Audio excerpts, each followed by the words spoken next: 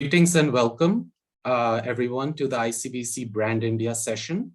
This is our second session in collaboration with the Consulate General of India, Vancouver, to facilitate trade and business ties between the two countries, and the province in focus today is British Columbia. This session will include a round of remarks from our esteemed speakers, followed by a Q&A round, for which I encourage everyone in the audience to post their queries in the chat box as we proceed through the session. Without further delay, I would like to request ICBC CEO Nadira Hamid to make her welcome remarks to the audience who have signed in today. Over to you, Nadira.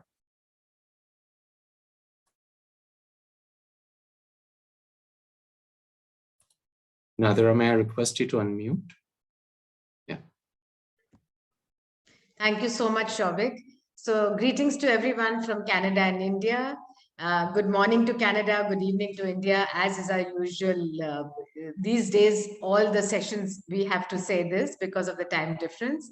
We are very privileged to be collaborating with the Consulate General of India, Vancouver, on this session today, which is aimed at facilitating trade and business ties between the two countries. We have worked very closely with British Columbia and are delighted to showcase and promote this beautiful province to doing business with India. We are pleased to have the support of Consul General Manish and his team today. And I'm equally privileged to welcome Honorary Captain of the Royal Canadian Navy and President and CEO of the Surrey Board of Trade, Anita Huberman. The Surrey Board of Trade are our partners for this session today, and thank you, Anita, for that. I would also like to welcome Rooma, Bussi, Managing Director, India Trade and Invest, British Columbia. A special thanks to Shelly Agarwal, Senior Manager at Invest India, who will present a few helpful insights to businesses joining us from British Columbia on what India has to offer. So the overall purpose of this session is to promote India as a favorable business destination, as well as to highlight the economic strengths of British Columbia. In recent years, the relations between BC and India have grown positively, and we have collaborated on several initiatives like promoting timber and wood from BC and advocating hydrogen energy projects and services, especially for autonomous vehicles that could be helpful in India. Besides that, there is more potential in other sectors such as pharmaceuticals, food, rice, and marine products. And I'm sure all the other panelists who are going to be joining me will be giving you a lot more details on these sectors and what is the potential for business between India and Canada. India and with British Columbia in focus. I now take the opportunity to welcome Consul General Manish. He has been a career diplomat for over 22 years, and before Vancouver has served at other important missions like Moscow, Tashkent, Prague, Colombo, and Jakarta. Having served as Counselor for Economic and Commercial Initiatives in Colombo in the past, he has extensive experience in strategic trade and commercial and development cooperation issues, which will be helpful for British Columbia and India. I met with Consul General Manish just before he left for British Columbia to take over as Consul General, and was delighted to see his dynamism, his verve, and his interest in strengthening ties between British Columbia and India. And today's session will show exactly how engaged he is to take this relationship forward. Consul General, welcome, and request you to make your remarks. Thank you, Nadira, for having us here and organizing this webinar on opportunities between India and Canada, and in particular, British Columbia. Welcome to dear friends from India. Good evening, and good morning to all our colleagues from BC. Thank you, Anita, Rooma, Sally, my colleague Manjeesh, Shobik, for joining in this webinar. I am the Consul General here in past 18 months, and my charge is not only British Columbia, but also Alberta, Saskatchewan, Yukon, and Northwest Territory, the 5 big provinces in Western Canada. And Western Canada is very important partner for India in overall Indo-Canadian trade, and it contributes about 30% of bilateral trade in goods and services. So the big picture, the big story between India and Canada is that in Indo-Canadian economic corridor is more than 100 billion worth, out of which the bilateral trade in goods is about 9 billion in 2021. This is an increase from the previous year, 2020, and it has grown quite impressively despite COVID challenges. And the bilateral trade in services is another 4.5 billion. So we can say that overall trade in goods and services between our two countries is about 13.5 billion Canadian. And if we go into dive deeper into what are the top 10 items between our two countries where there is a potential for our exporters out of India, the pharmaceutical is the top in the list, followed by the diamond related items, then artificial jewelry, shrimps and prawns, and then engineering chemical items, then engineering items, apparel like bed sheets, followed by rice, etc. Now let me give you a snapshot between BC and India trade specific total. As you can see in the slide, the overall trade between India and British Columbia is about $1.2 billion in 2021. If you add up the values, and that the screen shows that BC's top 10 export item to India in US dollars. The British Columbia is a big resource economy, and coal is one of the big items which we get from British Columbia. And Tech Resources is one of the biggest company which exports coking coal for our steel industry. So it's Indian infrastructure space. Lot of production is happening in the steel industry. So the coking coal from British Columbia will continue to grow its export, both coking coal and copper concentrate and all.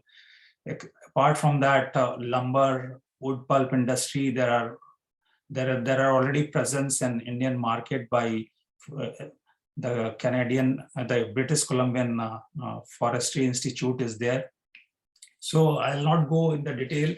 You can already see in the screen the 10 top items. Next.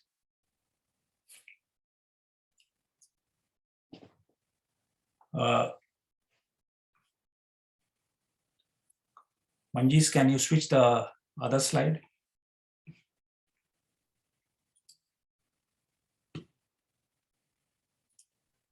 Shavik, can you help?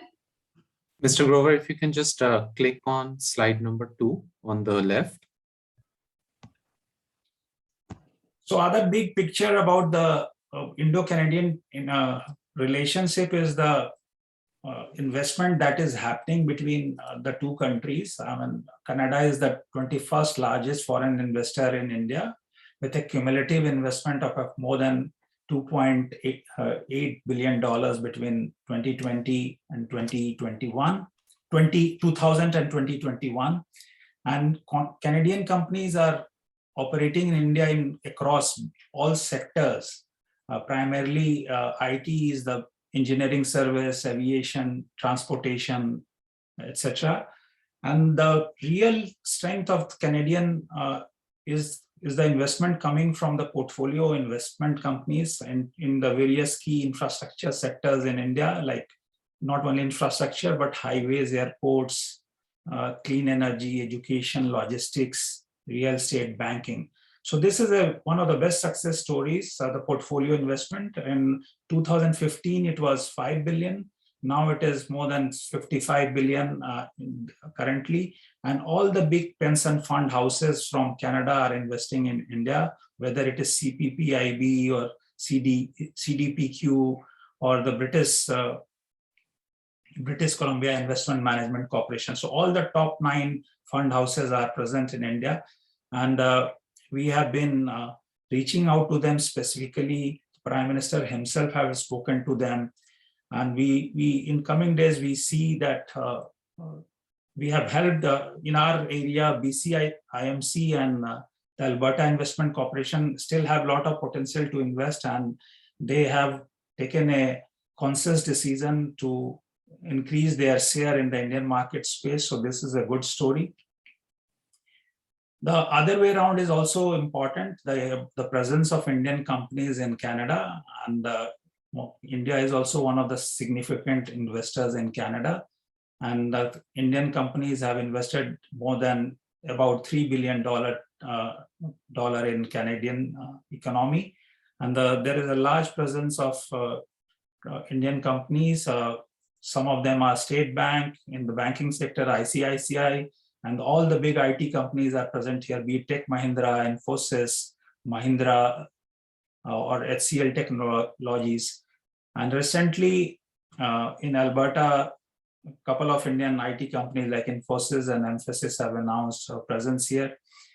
The Invest India will make a detailed presentation later on, but the past 2 years or so, we have worked with Invest India, and Invest India has a Canadian desk there, which facilitates trade and investment in India. They handhold the Canadian companies wanting to enter into India, and post-pandemic, we have seen that a lot of Canadian companies are looking up to India, and references of our queries in Invest India has increased tremendously.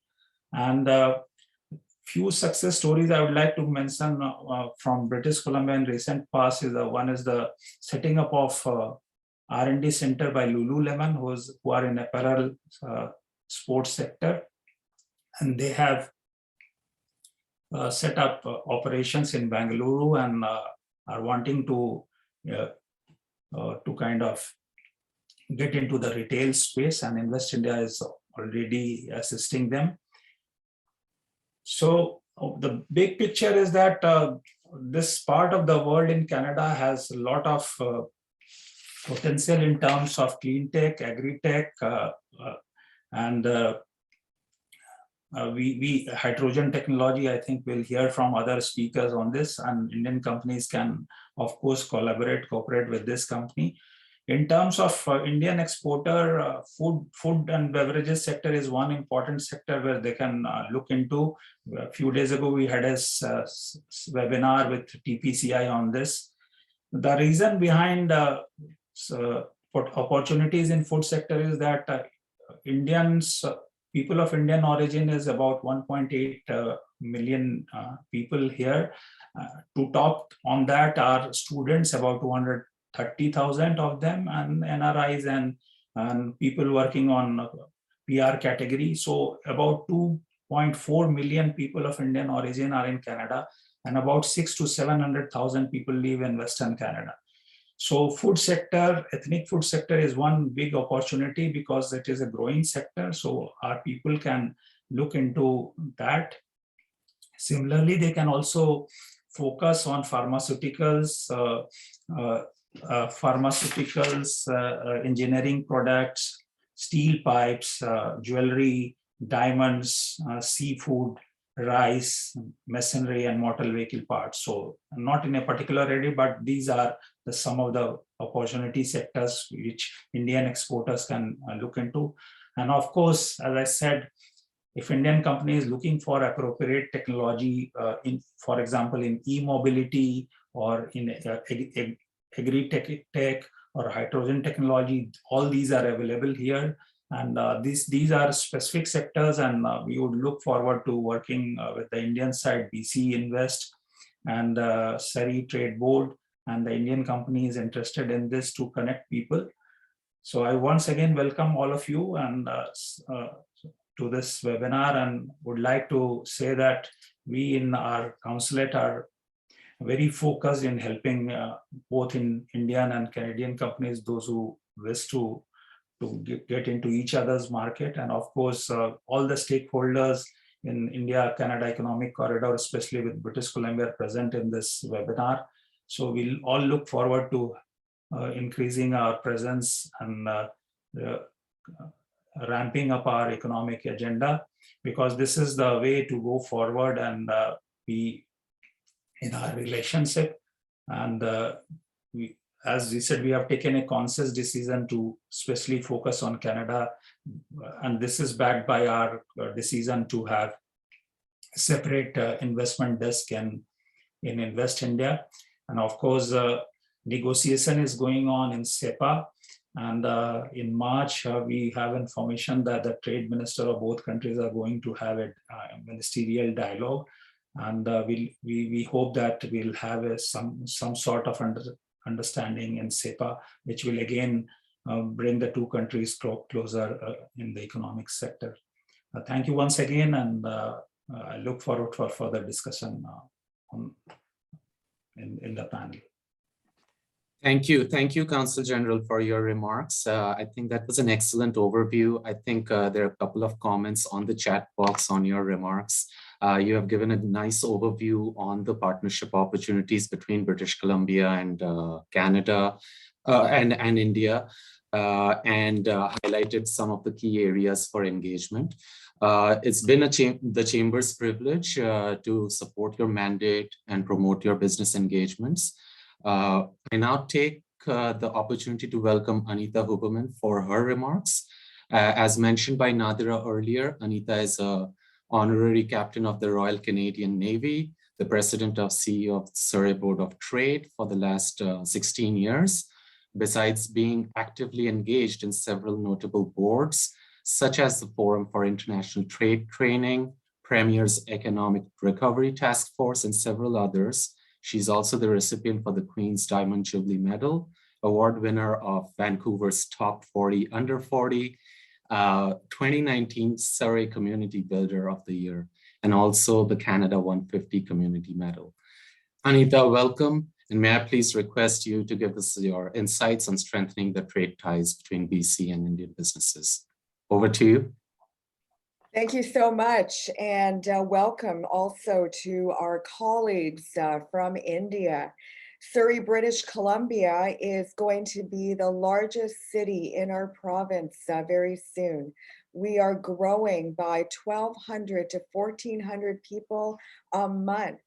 And I'm so proud and honored to be leading Surrey's city building business organization for the past 16 years. I've been with the organization for, I can't believe it, 29 years in a variety of roles.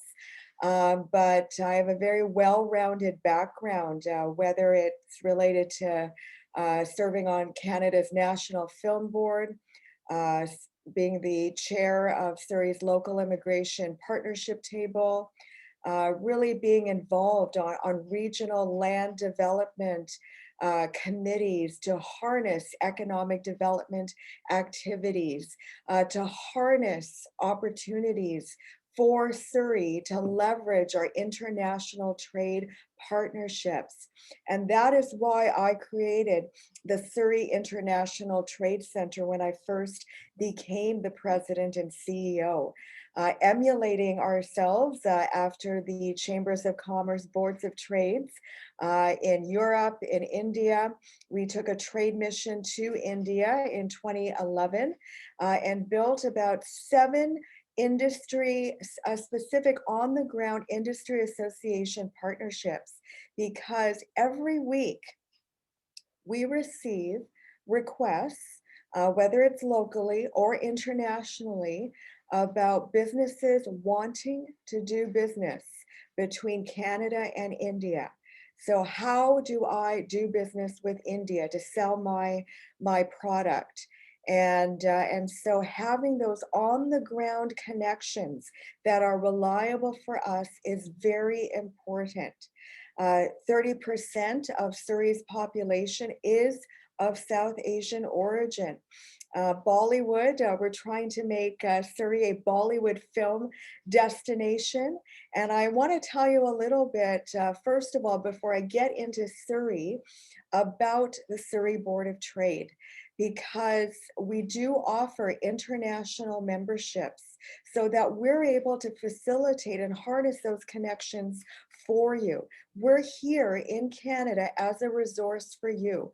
We work very closely with our provincial government, our Canadian government, to ensure that we are a global economic destination for businesses, not only for India, but also the 29 other country partnerships that we have established through the Surrey International Trade Center. So to tell you a little bit about the Surrey Board of Trade, I just have a video to show you, and then we can get right into the details of what the City of Surrey can offer to you.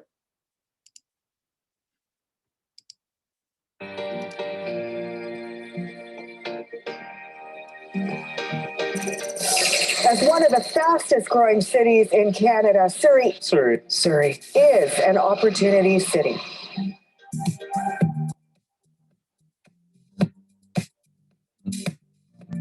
The Surrey Board of Trade is the concierge of connections. Rick Mann from IOM Property Group. I'm a Director of Development and Construction. We rely on the Surrey Board of Trade for a lot of advocacy and research that we don't actively go out to find.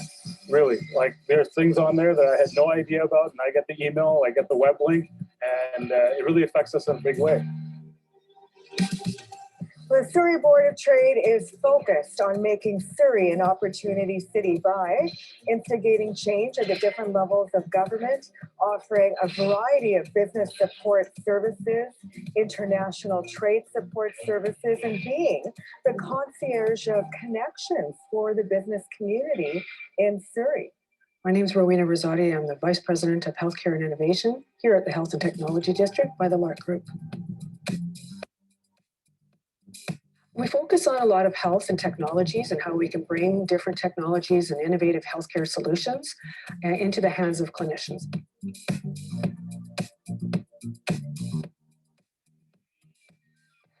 So there's a tremendous amount of information and support that the Surrey Board of Trade offers to these companies, and it's an opportunity for me to be able to translate what the Surrey Board of Trade is doing for some of those companies and helping those companies to succeed. If it's in the agricultural sector or in the retail sector, if they're needing a government connection, if they have an issue related to government, we are there for them, and we have a proven track record of success to ensure that businesses are helped. You know, the Surrey Board of Trade it's a great organization because anybody who is involved in that organization wants to be a more proactive member of the community. So having an opportunity to connect and network with those individuals helps our business become better. So the Surrey Board of Trade offers an immense amount of support for businesses at all levels, including entrepreneurs and startup businesses. There are resources that help a business that they wouldn't necessarily be able to afford to contract on their own, and it allows those to be accessible, sometimes free of cost. It also creates opportunities for networking.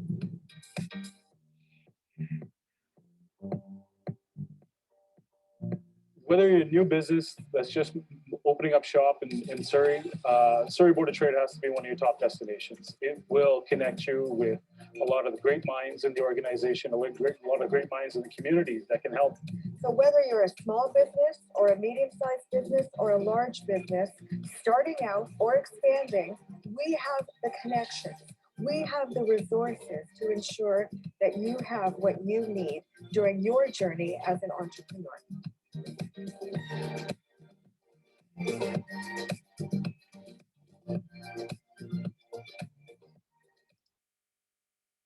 And so, ladies and gentlemen, I wanted to just tell you that Surrey is an opportunity city.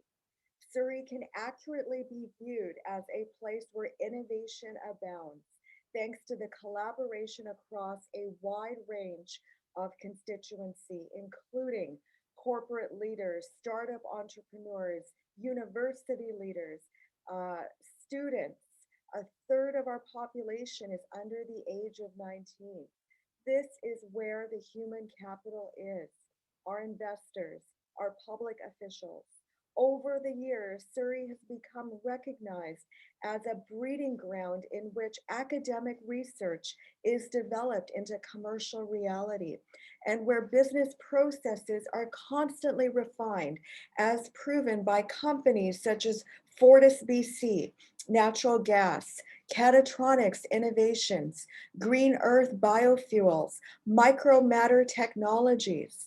It is Surrey's innovative companies that will meet the challenges of our new economy that we face beyond the pandemic. And the new economy must include doing business with global partners such as India. I wanted to let you know that Surrey has the greatest number of manufacturers in British Columbia. They make anything from steel fabrication. We have 108 different companies in Surrey that support the mining sector, minerals that are needed for our new green energy resource sector.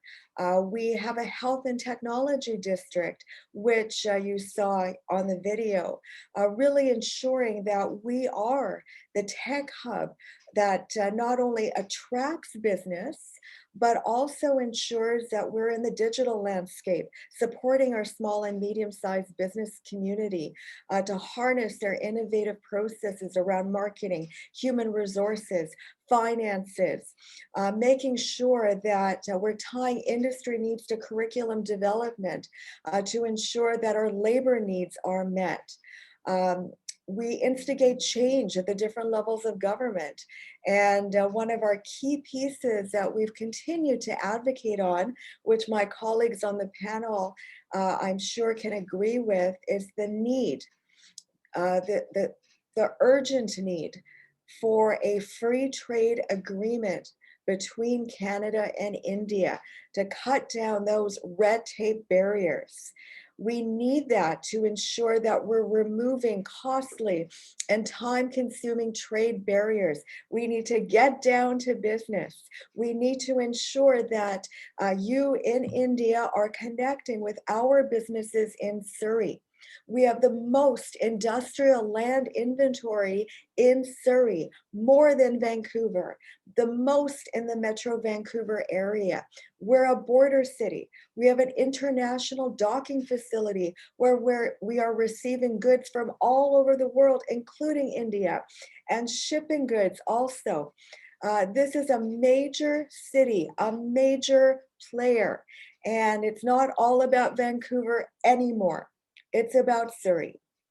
And in Metro Vancouver, which is a region of about 21 cities, it really is an opportunity when we hear that 1.3 million people are going to be moving to this region by 2050.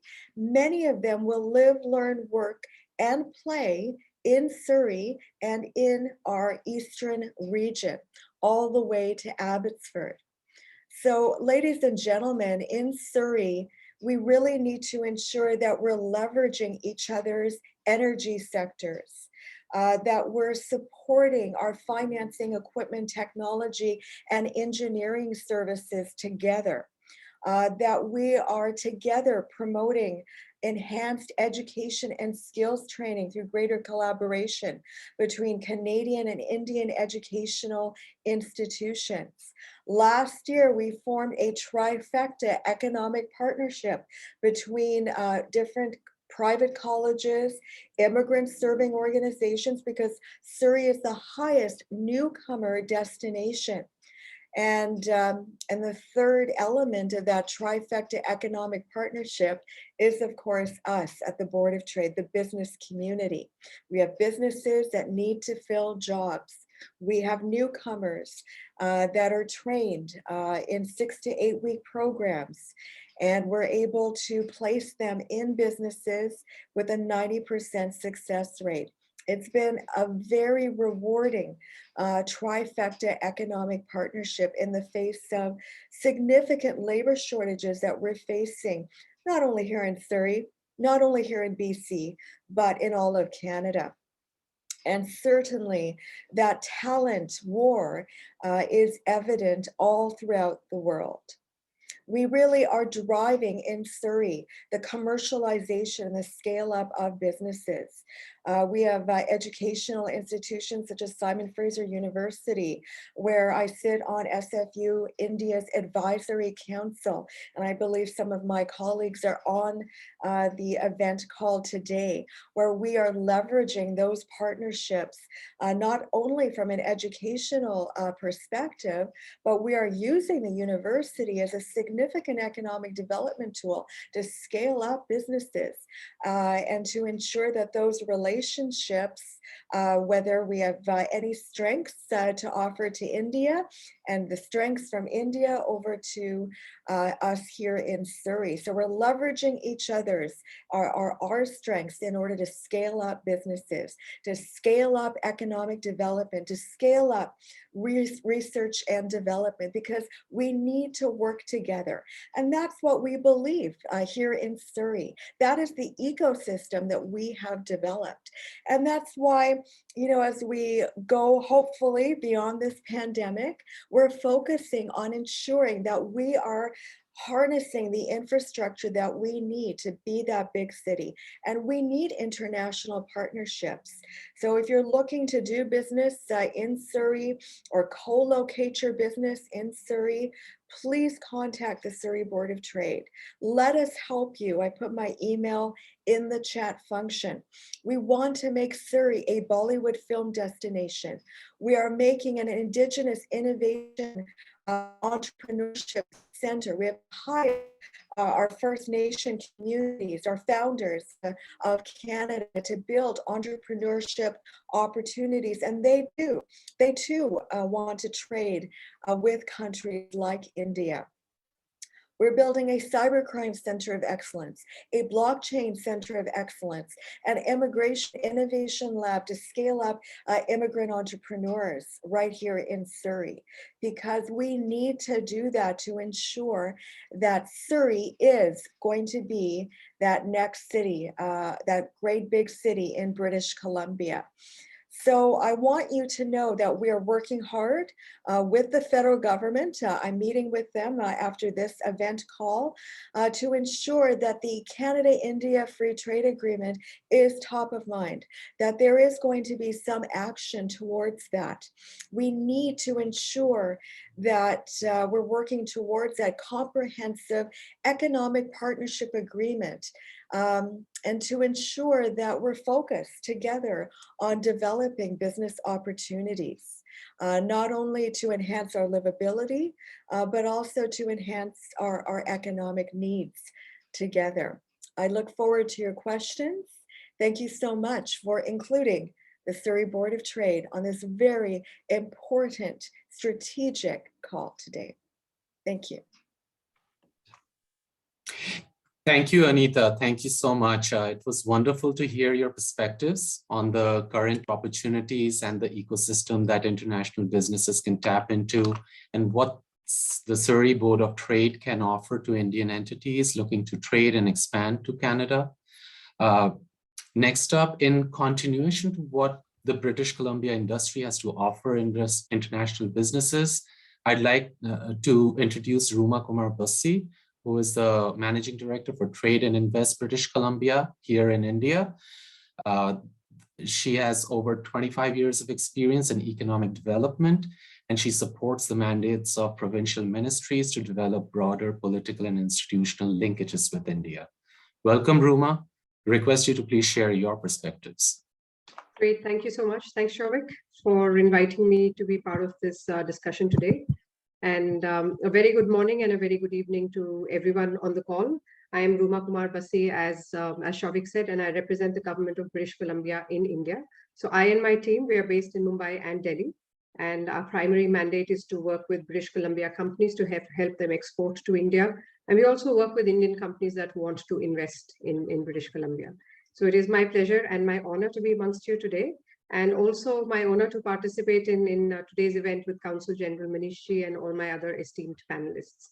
So you got an overview from the Consul General on the Canada-India and the BC-India relationship. Now, this relationship between British Columbia and India is a very old one, and it's built on partnerships, and it's built on the strengths of a very strong diaspora. and very strong people-to-people linkages. So not only is British Columbia strategically located as Canada's gateway to Asia Pacific, it also has very strong cultural and historical ties with India.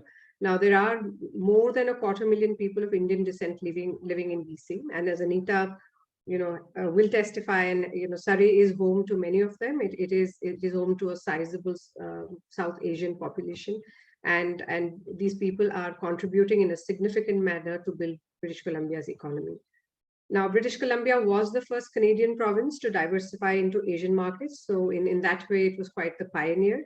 And today, India is British Columbia's 5th largest export destination, and it is a priority market for the government of British Columbia.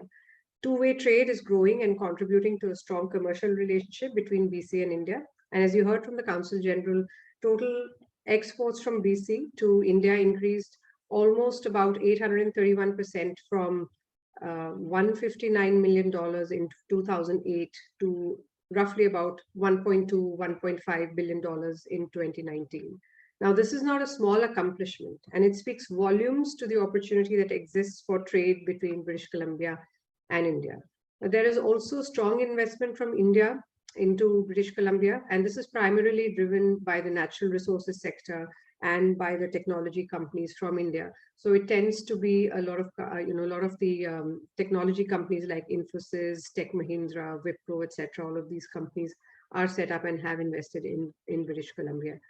Of course, COVID has dented the trade figures and the bilateral trade figures quite significantly. So those figures I'm speaking to are, of course, pre-COVID figures. And I strongly believe that once the pandemic subsides, this growth will continue alongside India's economic growth, which I think for this year has been pegged at about 7.5%, which is makes it one of the fastest growing large economies in the world. So we've spoken of the past, but we're also looking to explore opportunities for future growth. And the sectors that are represented here today, marine, agribusiness, and pharma, are extremely important from that perspective. So food security is a matter of concern across the globe, especially as we look at the effects of climate change, and these continue to ravage our crops and our forests, and we've seen that both in BC and in India. So a key concern is growing food in a sustainable way that can continue to feed the present and the future generations. Now, India has significant strengths in agribusiness and marine, and I believe that there's potential for companies from BC and India to partner and develop innovative solutions to counter some of the most pressing problems that agriculture and marine are facing. Problems such as yield improvement, degradation of land, and degradation of freshwater and marine ecosystems. Now, British Columbia farms and grows some very high quality products, including dairy, poultry, vegetables, berries, grapes, and it's also a booming seafood hub. It is in the world, known worldwide for its salmon, for the quality of its salmon. Now, if you're an Indian company looking to export to BC, you should know that there's a great consumer interest in safe, high quality, sustainably produced food in British Columbia. So not only are there opportunities for exporters from India, but also there are opportunities for BC and Indian companies to collaborate to actually develop technologies for the agri sector. Now, coming to the pharma sector, COVID-19 has put a spotlight on the pharma and healthcare ecosystems around the world. And we've all suffered the devastating effects of the pandemic. So we know how important vaccines are. Now, India has produced vaccines for the world. And British Columbia has over 300 biopharmaceutical and medical device companies. And it is a leader in research and development of new therapies and new products. So there is naturally an enormous potential for collaboration between the two partners, whether it's Indian companies looking to do R&D to develop new products, or whether it's British companies from British Columbia looking to find a market for their medical devices, or even co-develop, medical devices for the health sector. Other opportunities that we think are quite significant between British Columbia and India include clean technology, but also emerging and digital technologies. So I'm talking of areas such as water, wastewater treatment, hydrogen fuel cells, energy efficiency, or areas such as artificial intelligence and machine learning, where we've seen a lot of British Columbian companies succeed in India. And we've also seen a lot of co-collaboration happening in these areas between BC and Indian companies. So there are a lot of opportunities for companies on both sides to take advantage of. And while I've outlined just some of these opportunities today, I think there's so much more that can be done in terms of collaboration between the two regions. So we are committed to the growth of the BC-India relationship, and I look forward to working with all of you to make that relationship even stronger. And I'd be delighted to speak to you afterwards, to answer your queries or even connect with you afterwards through ICBC to understand how we can help you in doing so. Thank you very much. And thank you, Souvik. Over to you. Thank you, Rooma, for your overview and your remarks. Many of our Indian businesses in the audience will definitely find that helpful. I think there are already quite a few questions in the chat box as they're listening into your remarks. Next, I would like to introduce Shelly Agrawal, Senior Manager at Invest India, which is the National Investment Promotion Agency of India under the Ministry of Commerce. Shelly leads the Canada desk at Invest India, and as part of the initiative, her focus has been on attracting and facilitating foreign investment in India from Canada. Welcome, Shelly. Request you to make your remarks now. Thanks, Souvik. I would like to thank and congratulate ICBC for organizing this wonderful event, and I feel truly privileged to be a part of it. Just to reintroduce myself to everyone, I'm Shelly Agrawal. I'm part of Canada desk at Invest India. Invest India is India's national investment promotion agency, and we are mandated to facilitate and promote investment into the country. I will just take you through a few points about India. Now, India is emerging as world's economic powerhouse, and in a span of few years, India has become the fastest growing G20 economy and #3 economy by purchasing power parity. Now, the pace of India's growth is evident from the fact that India is now adding $1 trillion to its economy every year. We are currently a $3.1 trillion economy, and we are ambitiously aiming to be a $5 trillion economy by 2025. It took us 63 years to achieve the first $1 trillion economy and just another 10 years to add the next $5 trillion. It's no surprise that from 10th largest economy in 2011, India will become the 3rd largest economy in 2030, reaching $7 to $8 trillion. If we go by IMF's forecast, India's GDP growth rate is expected to be around 9% in FY23, which is going to be one of the fastest growing. If I look at the FDI figures, India received around $54 billion of FDI during the period April to November 21, and it attracted the highest ever FDI inflow of $81.72 billion during financial year 2020 to 21. India also has the 3rd largest startup ecosystem in the world, and we have around more than 88 unicorns valued at $296 billion plus. Now, the economic turmoil, which was caused due to COVID-19 pandemic, it resulted in significant losses for the world in terms of lives and livelihood. Global growth, investment, trade saw significant fall in figures, and India was bound by the same challenges. However, India has shown remarkable resilience through the pandemic and has used this as an opportunity to strengthen its economy. Remaining true to the spirit of creating a truly globalized world with no boundaries, our government has enacted several watershed laws in the arena of ease of doing business. Some of the key ones include reduction in corporate tax rate to 25% from 35% to make India globally competitive. We have launched the National Single Window Clearance System, which will act as a digital one-stop solution for taking all regulatory approvals in the country. We came across with we have launched the Geographic Information System, which showcases over 4,500 industrial parks to serve as a one-stop shop for investors looking for available land. We have constituted project development cells in order to build the investment pipeline and improve the domestic investment ecosystem. And we have also constituted empowered group of secretaries who supervise these project development cells. Now, leveraging the power of digitalization, we have also launched our historic Gati Shakti National Master Plan for multimodal connectivity to economic zones. To encourage industries to make in India for the world, we introduced 14 production-linked incentives, such as the PLI scheme, worth $26 billion to boost manufacturing, form resilient supply chain, make our industries more competitive, and boost export potential.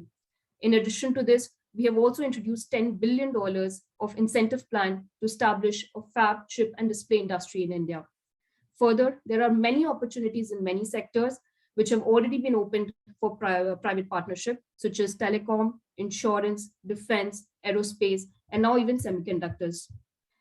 Talking about India-Canada relationship, now the strong ties, as mentioned by the other panelists, it's evident through the strong presence of Indian diaspora in Canada, the strong trade relations, and the strong investment ties. Now, if I look at Indian diaspora, it's around 1.8 million people of Indian origin and NRIs who are already there, and it constitutes, I think, more than 4% of Canada's total population. Canada continues to be important from trade perspective. Two-way trade was at least around $7 billion plus in 2020-21. We have more than 600 Canadian companies already present in India and another 1,000 companies actively pursuing business in India. And therefore, Canada continues to remain an important source of FDI for India. As Consul General mentioned, it's the 21st largest investor. We have had $2.8 billion of investment during the period April 2000 to April 20 to September 21 across sectors. And all major Canadian investors like CPPIB, CDPQ, PSP, Brookfield, they have a major presence in India. If I talk specifically about British Columbia, it's among the top 3 provinces from Canada in terms of FDI investment into India. And it's across sectors like information technology, construction, chemicals, etc. Now, given the focus and importance of India-Canada investment relationship, we have a 3-member dedicated desk at Invest India. They work exclusively with the Canadian investors and handhold them in their investment journey into India. We assist investors across pre-investment, investment, and aftercare stage with market research, policy advisory, site research, industry or government connects, policy advocacy, issue resolution, etc. And it's all on a pro bono basis. We have been instrumental in assisting some very large investors in setting up facilities in India, and we look forward to working with all of you in your investment journey into India. Thank you and wish you all a great day ahead. Thank you, Shelley. Thank you, everyone, indeed, for all your remarks. And with that, we conclude this round of remarks and addresses. In the next 10-15 minutes before we close the session, there are a couple of questions on the chat box. I'd request my colleagues who have the speakers who have gathered here to feel free to answer any of these posted questions. If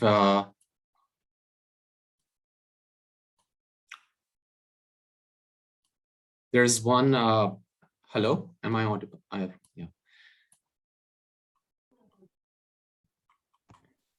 Yeah, Shobhik, you can start with the Yeah, question. so I think there's one question on health. If Health Canada allows export of disposable products without any hassles, they would like to explore this opportunity. Perhaps our speakers from BC may be able to attempt. Or maybe Consul General. On this question, we'll have to be specific because pharmaceutical is one opportunity sector, and because of the COVID pandemic and all, this sector is growing as can be seen from the amount of growth of India pharma exports to Canada.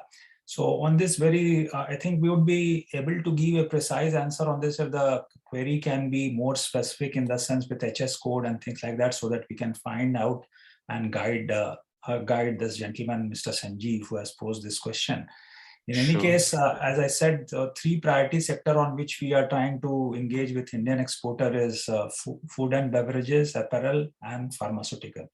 And on these 3 sectors, we have specific tailor-made presentation for Indian exporters and the strategy they have to approach to enter the Canadian market. So if Mr. Sanjeev writes to us, we have put the email IDs there. We will also be able to provide a more generic pharmaceutical sector presentation to him.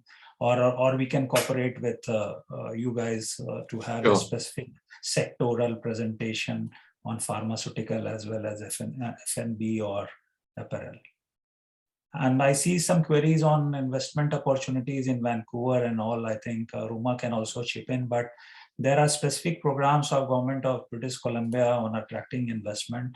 And I would encourage our side who wants to enter into Metro Vancouver area to work closely with Invest Vancouver or VC Invest to kind of find out opportunities of investment in this part. Each, apart from the federal government, provincial government have their own program and policies and incentives and tax incentives there. So based on the area of interest, I think these two organizations will be able to handhold them. And of course, Ms. Anita was handling Surrey trade boards. She would also be happy to handhold and advise the potential investor who want to seek, because I saw somebody wanting 100 million worth of investment in the silver minting space. So I think needs to be discussion can happen with all these 3-4 stakeholders on the British Columbia side. And apparel sector, we can provide information. I think this is a growing sector because housing requirement is growing, pandemic and work from home and those courses. So real sector is all-time boom here. So a lot of things are being imported, and we have advantage. But as I said, we have a presentation on this. Compliance is very important in this sector. You can't be just, and how to enter into market, because all this entry into this market is through wholesalers or distributors who are buying from India and then going into the retail space. So we will be able to help him in providing specific answer if Mr. Deepak Agarwal gives a specific query on this. And just following on from Manish's remarks, so I mean, certainly the government works in British Columbia, works very closely with any Indian investors that want to set up in BC. So, again, if there's any specific, sector or product that people are interested in, I'd be happy to discuss that offline.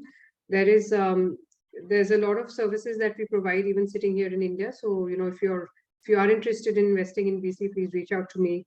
We can provide you first level information about the province, about the sector in that province, and we can advise you on what is the best legal entity option you could be looking at, best way to enter Canada through BC, what are some of the advantages.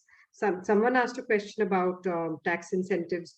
So I think basically, there is a provincial tax. So our tax is 27% if we add the federal tax and we add the provincial tax, which is lower than some of the other provinces in Canada. And also the government of Canada offers SHRED credits, which are basically R&D tax credits for companies that want to do R&D work, etc. So there's a number of things that, can be done by various provinces, by British Columbia included. And also, if you are interested in a certain municipality, for example, Surrey, then it would be great to speak to Anita to understand, if how the municipality itself can help you in your investment into British Columbia. So happy to take any specific questions offline, and then we can provide you tailor-made information on investing in BC.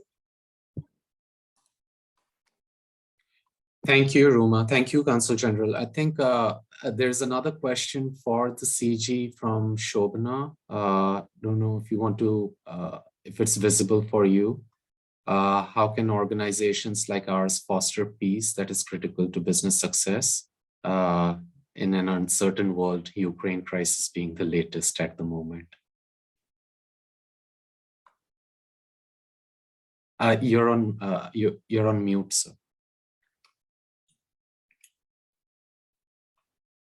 This is a very valid comment, Sovna. If I recall correctly, you are from SFU, and thanks for joining. Of course, business follows the political indications, and that is very evident, around the world, I think, and stability. We have a stable relation between India and Canada, and despite pandemic, the growth and recovery is happening. Of course, the global situation, of course, impacts the trade and economic flows and global supply chain, but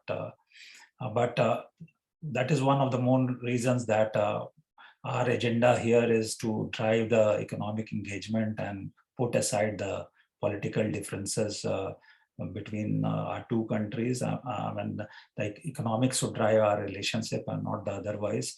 And when we talk to our interlocutors also, we suggest that, because in any federal structure, the companies will keep coming to those provinces who are offering more incentives. It is like a beauty parade, like what is happening in federal structure in India also. States are competing with each other to attract investment. So is it's happening in Canada also. The Indian companies will go to that province which offers them most tax breaks, more incentives, and things like that.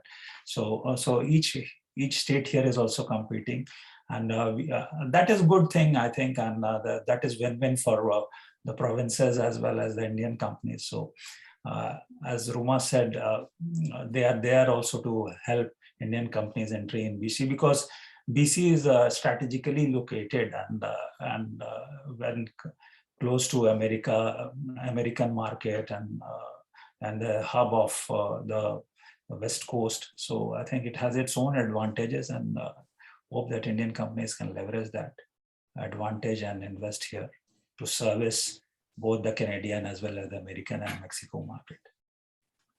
Thank you. There's a longish remark that I see, an introductory remark by Ashutosh about Nortec Trinity. I think they're in the oil sector, and I would like to offer some inputs to him.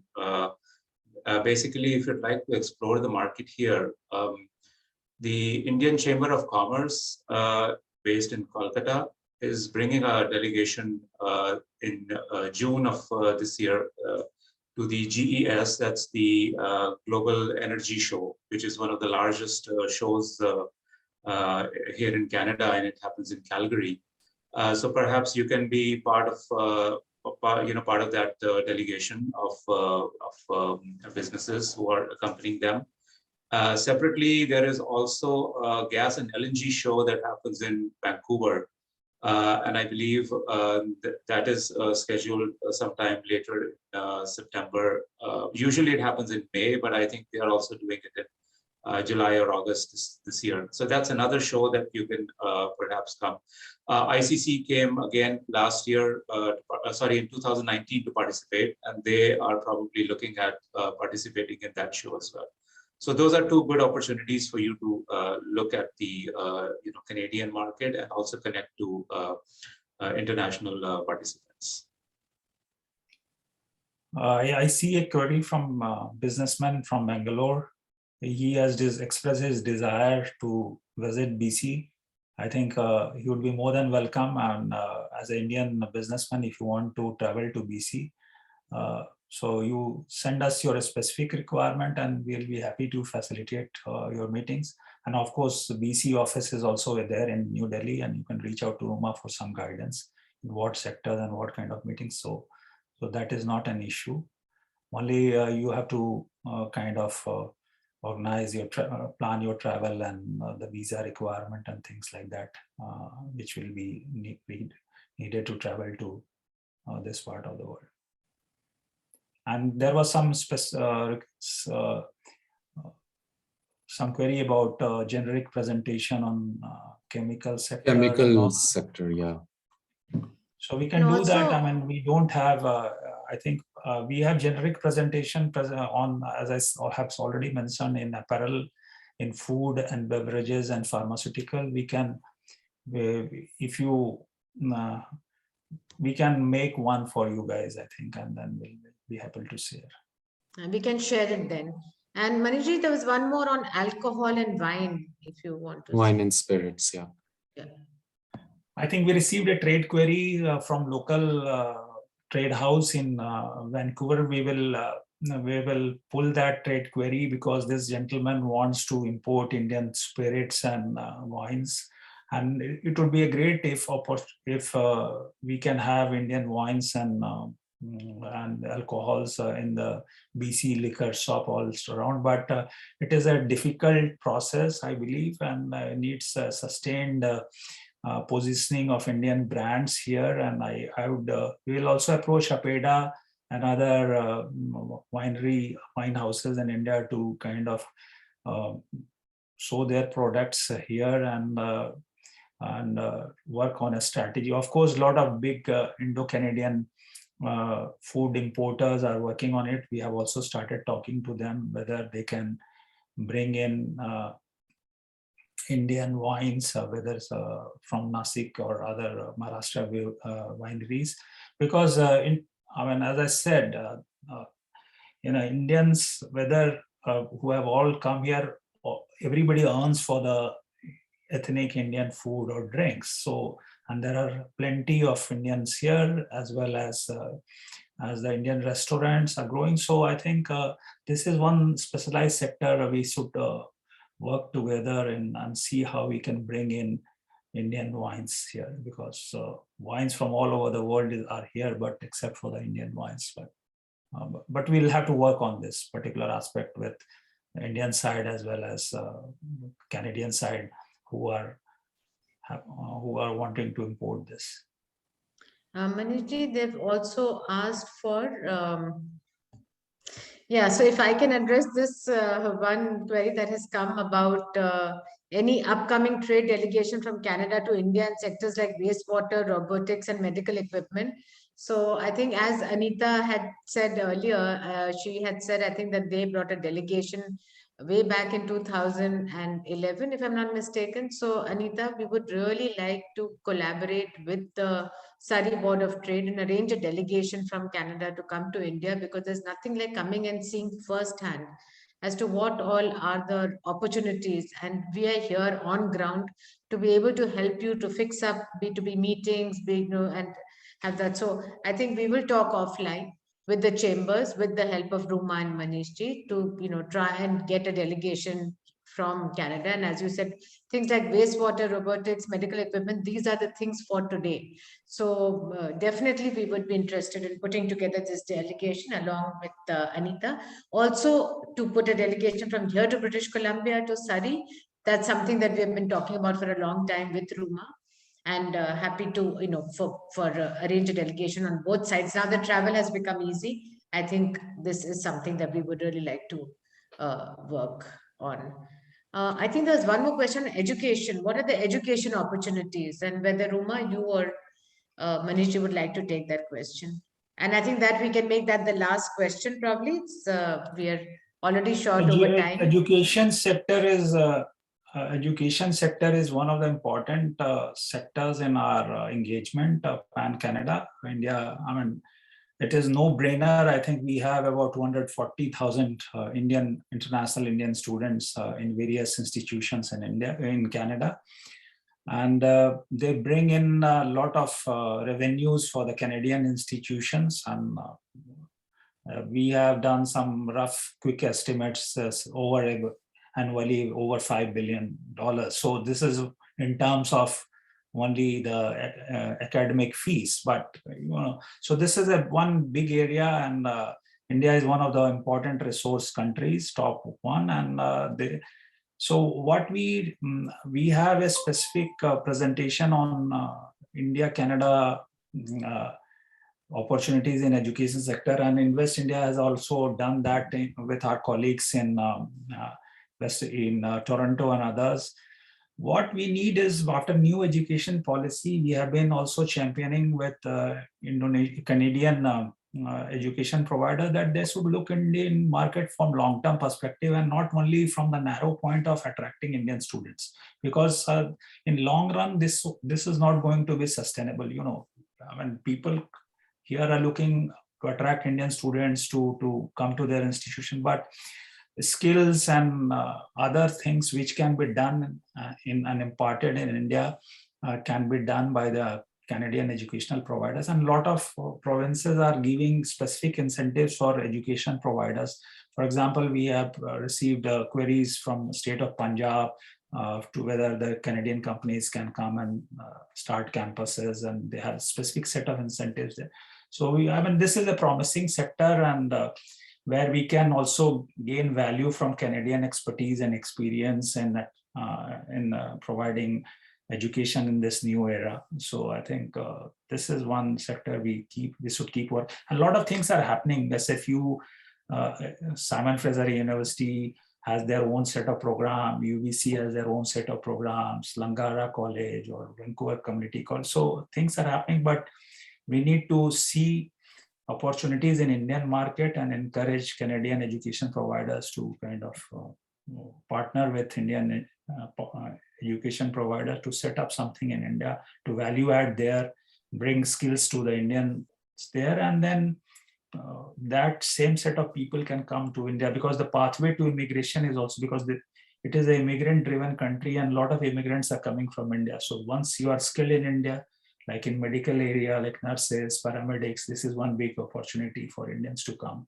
So there are specific sectors where there is opportunities in human resources. I think we can work on those areas. Yeah, I agree. And just to add to what the Consul General is saying, I think student recruitment from India, international students, coming from India to Canada is something that has been happening for many years. And I think it continues to grow very strongly. But we do see a lot of opportunity for BC universities and institutes to offer courses in India in partnership with Indian institutes. And that's already happening with a number of Canadian and BC universities, but not enough. I think there's a lot more that can be done. There's so many areas where, joint curriculum can be offered, and courses, which are, looking at new technology, looking at digital technologies, looking at, areas where India has skill requirements. I think in those areas we could look at, developing courses which can be then delivered in India. And I think the other area where we find that universities can really support some of the commercial outcomes that we're looking to achieve is in the R&D space. So really working on new technology development, and just looking at some critical areas such as healthcare, looking at water, wastewater treatment. So we've had very successful partnerships between BC universities and Indian companies. We've had successful partnerships between institutes looking at developing new technologies. So I think again these are some of the areas where universities and institutes can really support the BC India relationship on a very kind of sustainable basis. So, these opportunities should definitely be explored. Yeah, thank you, Rooma. Just to add to you that, recognizing the gap that is between what is the requirement in Canada, especially the employment requirements and the skills that India has. We are, we are doing an e-masterclass on skills where we are encouraging Indians to, just train in the skills that are required in Canada, and we could focus on British Columbia. Happy to partner with you, with Manish ji, and try and really focus on this sector, because this is what is the requirement of today. So we'll talk offline and we'll see, because we're already doing these e-master classes, and we can see how we can try and push this further. Absolutely, I agree, Nadira. Happy to speak with you on that. And then also pre-COVID, if you remember, we were working on an initiative where we were looking to get Canadian students coming into India, working on internship opportunities with Indian companies. And we found a lot of Indian companies were interested in these kind of programs in welcoming overseas students. And there was a lot of interest from BC universities and institutes to give exposure to their students, into internship opportunities in India. So again, these are some of the linkages that we are keen to pick up again. I think once COVID subsides, keen to pick those up again. Because we have in fact, the companies are already with their, we had already, as you said, started the work, and we should take it up. So I think with that, maybe Shouvik, if you think that we can now just I think the final two questions are: everybody's keen to be part of an ICBC delegation, preferably in education or partner us. So I think we'll talk to them offline. I think with that, we will conclude this Q&A round for tonight. And I thank all the speakers, all the audience members who have been online and asked their questions. Thank you very much for attending. Good night from India. And for those in Canada, have the rest of the day very well. Thank you. Goodbye. Thank you very much. Thank you.